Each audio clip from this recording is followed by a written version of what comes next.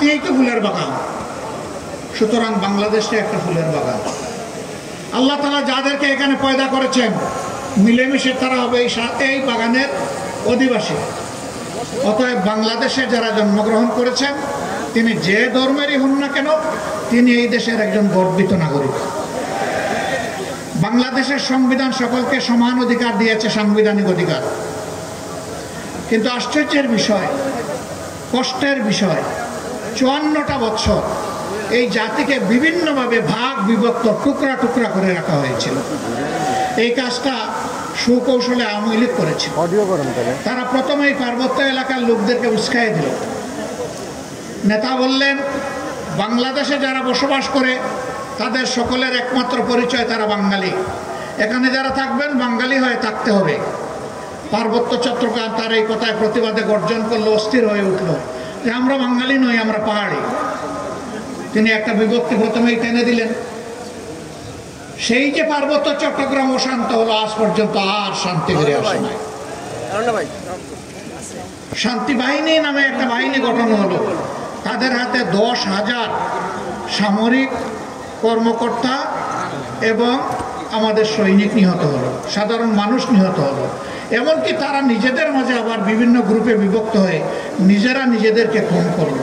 সেই যে খুন ঝরা শুরু হলো, সেই খুন ঝরাটা এখনো অব্যাহত থাকে। তারপরে তারা কি বললেন যে বাংলাদেশ 2 ভাগে বিভক্ত, স্বাধীনতার পক্ষে এক দল, বিপক্ষে আরেক দল। এখানে জাতিকে আরেকবার ভাগ করা হবে। স্বাধীনতা যুদ্ধে যার যে ভূমিকা ছিল মানুষ এটার সাক্ষী। কিন্তু দেশটা স্বাধীন হওয়ার পরে কেউ কি জনসভা করে, রাস্তায় নেমে মিছিল করে, পত্রিকায় বিবৃতি দিয়ে অথবা কোনো জায়গায় একটা বক্তব্য রেখে বলেছে যে আমরা বাংলাদেশের স্বাধীনতা মানি না? এমন কোনো দলের নাম আপনারা জানেন? এমন কোনো দল নাই।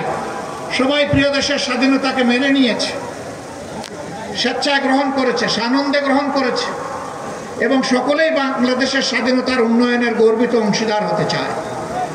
কিন্তু যখন আপনি 2 ভাগে ভাগ করে, টুকরা টুকরা করে সমাজে হিংসার চাষ করবেন, প্রতিহিংসার সংস্কৃতি যখন আপনি গড়ে তুলবেন, তখন তো এই জাতি আর ঐক্যবদ্ধ হতে পারবে না। এবং একটা বিভক্ত জাতি কখনো বিশ্বে মর্যাদার সাথে মাথা তুলে দাঁড়াতে পারে না।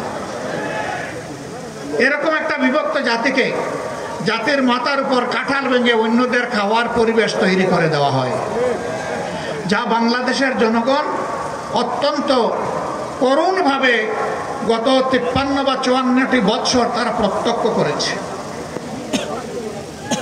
আমার সম্মানিত ভাইরা,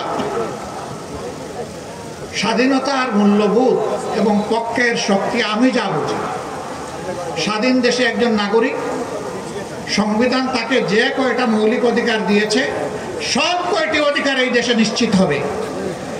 শাসন ক্ষমতায় যারা যাবেন তাদের অধিকার নিশ্চিত করে ওদের দায়িত্ব। এটা কোনো দয়ার দান নয়।